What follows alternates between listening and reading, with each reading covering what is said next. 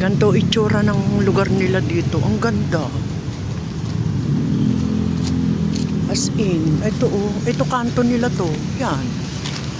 Ang ganda ng lugar.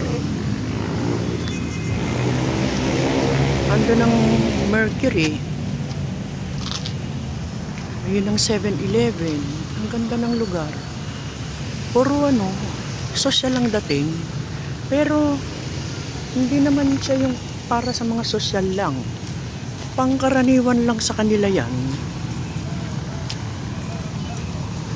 Ang ganda dito sa Pampanga, napansin ko. Tapos ito yung kanilang Rotary. Yung paikot-ikot. Iikot-ikot ka. Ang ganda oh. Ayan oh.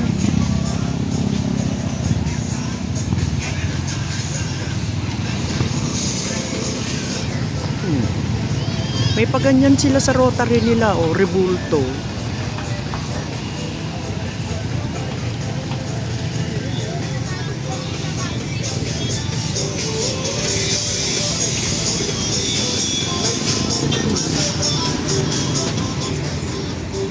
May Robinsons.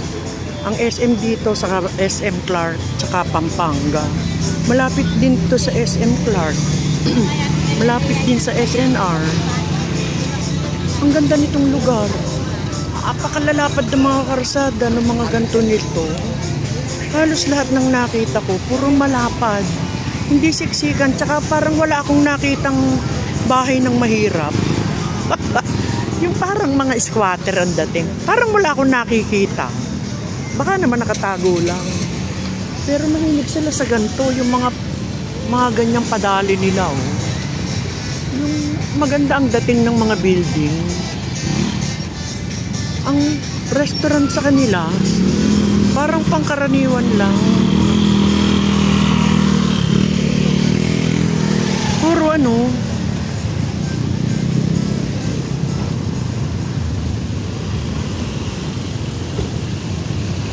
ano, pati yung mga ano nila nasa ayos.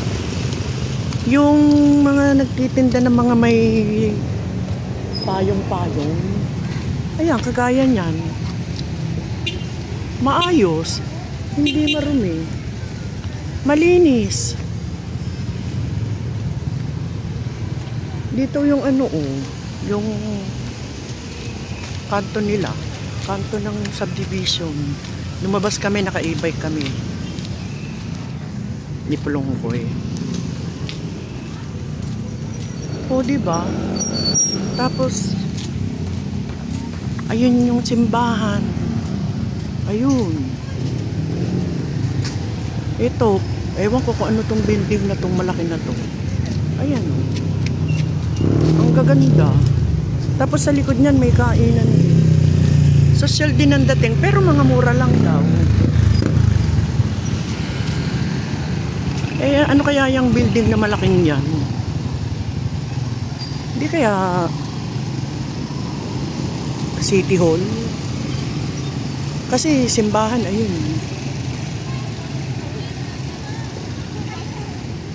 Ayan, malaki yan eh. Ito yung ano, entrance nung subdivision.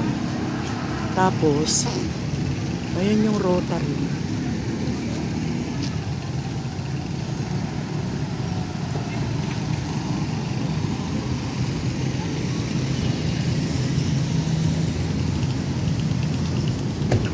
Ang ganda, puro yung mga lugar, puro ganito ang dating. Kahit saan kami pumunta. Pero ito, pangkaraniwan lang sa kanila. Sabi, tinanong ko si Pulongkoy, saan gusto mo, Pampanga o Kalamba? Sagot ni Pulongkoy, Pampanga. Bakit? Sabi ko bakit? Kasi malaki daw yung SM. Hinihintay namin si Jacqueline. Tapos dito sa likod, meron pa. Asan na si Pulongkoy?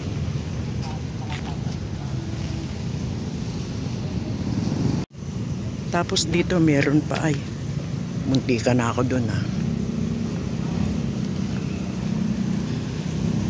Ito yung likod nitong Great Mall ang tawag nila eh. Pero hindi naman siya mall. Ito yung likuran.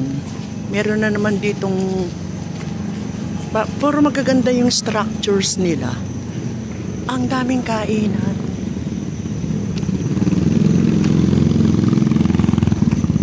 Ayan. Ang napapansin ko dito, ang daming Korean restaurant.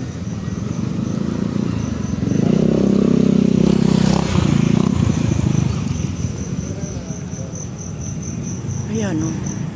Ito, ginagawa. Ayan o, meron na naman dyan kung ano yan.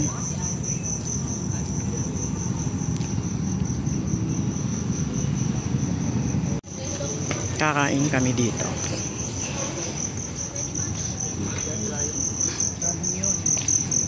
Yung ramyun, ramen yan. Ramyun ang bigkas nila.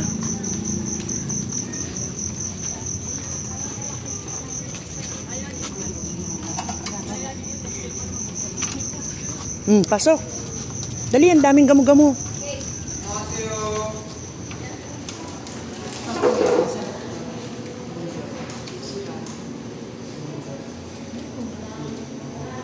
Ano yan, lulutuin?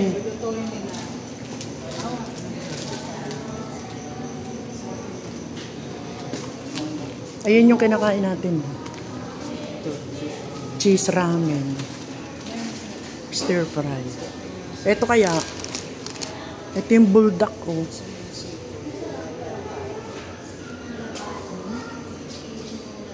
Ayun, cheese ramen. Spicy. Ayan o. Ito sa akin. Ayoko nitong with cheese.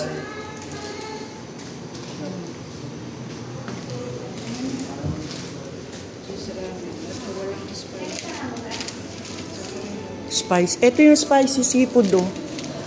Ayan. Dali at hanggang 9 lang daw sila. Ayan o. Spicy seafood.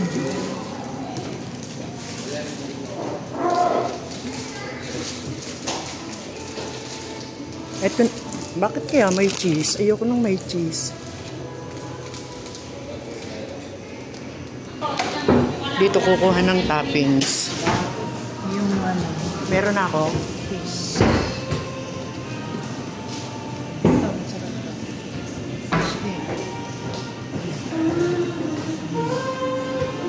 Ito. Ayan. Ulim. Ito. Sa'yo.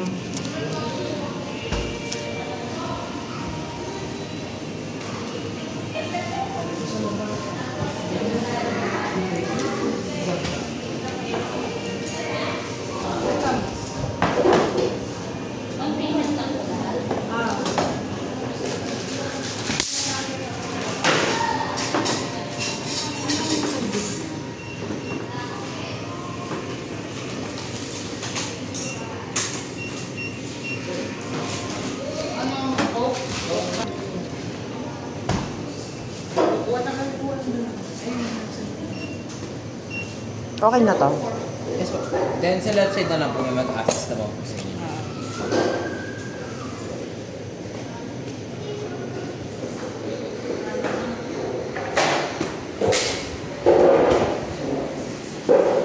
Kunin mo yung sayong ganito. Iniwan mo. Oo. Kuya, ikaw na maggawa.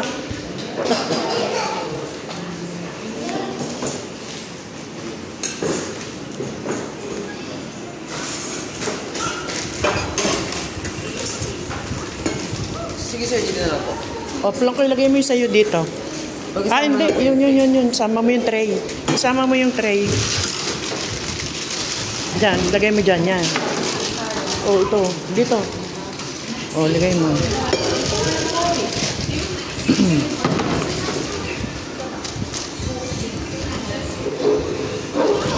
Yan yung sa akin. Ito kay Jacqueline.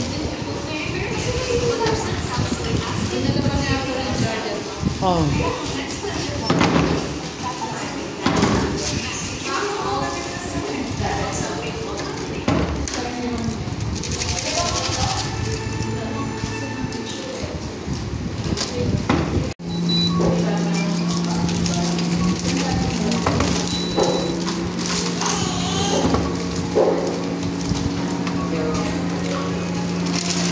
yung kay Jacqueline.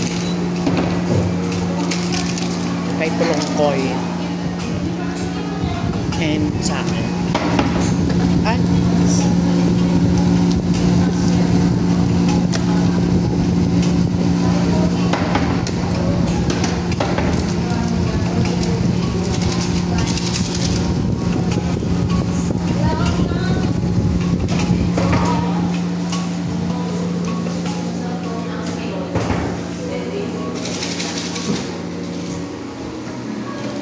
Parang walang ganito sa Kalamba. Yung ganyan. Nakita ko na to sa YouTube eh.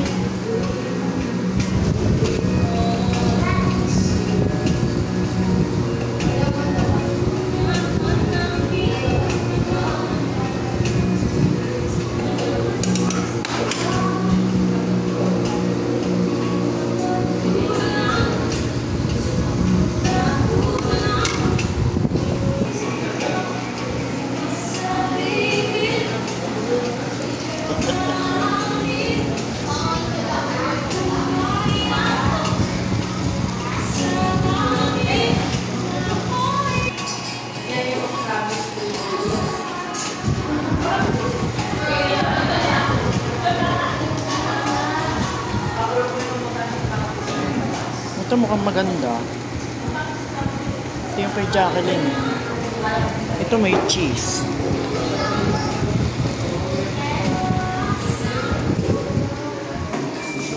Luto na.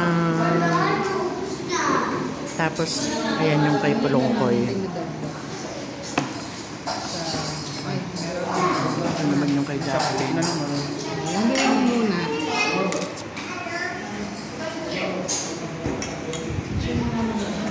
Tanggalin mo yung kamay mo.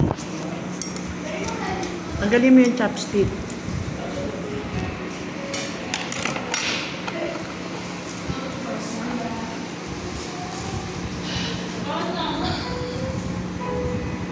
Let's eat.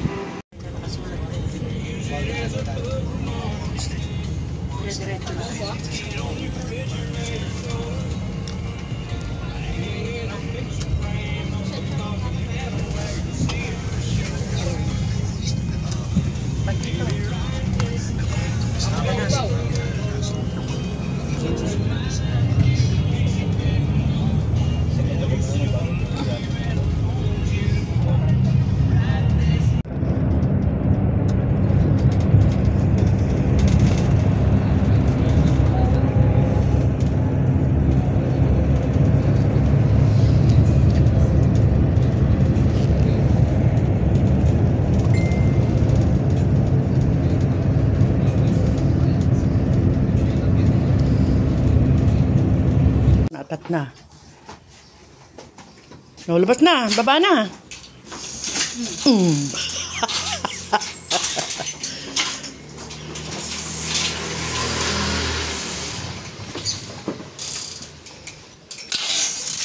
Toko! Ano? Dito na tayo. Nakauwi ka na.